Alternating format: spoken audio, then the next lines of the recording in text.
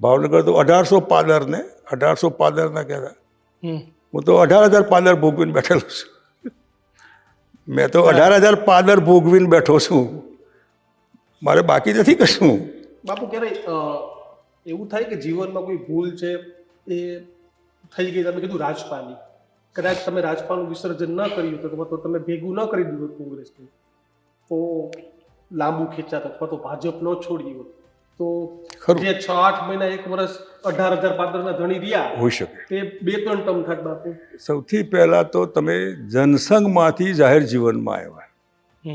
જે જનસંઘમાં સત્તા અને જનસંઘને આસમાન અને ધરતી વચ્ચે અંતર હોય ને, ક્યારેય મેળ ન પડે. એ જનસંઘને ગુજરાતના જે હું 18,000 પાદર કહું છું ને, એમાં 17,000 પાદરમાં હું મારા પગલાં પડ્યા છે. ગુજરાતમાં કોઈ પબ્લિક લાઈફમાં આવો માણસ નહીં જે રખડીને બધું પાર્ટી ઊભી થઈ, સારી થઈ. અને જ્યારે હું કહું power corrupt, absolute power corrupt absolutely. એટલે પાવર આવે ત્યારે એમાં કોઈ સારો માણસ કે ખોટો માણસ આવું બહુ ભેદ મને જોવા નહીં મળ્યો.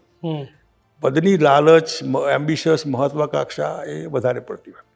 જ્યારે એમ્બિશન હોતો તો કોંગ્રેસમાં જાત. એમ્બિશન એવી નહોતી. એમ્બિશન કોંગ્રેસને રિપ્લેસ કરવાની હતી. રિપ્લેસ ડઝન્ટ મીન તમે સીએમ બનો. કેશુભાઈ માટે તો હું જાહેર કહેતો કે આવતાકાલનું ભવિષ્ય કેશુભાઈ પટેલ.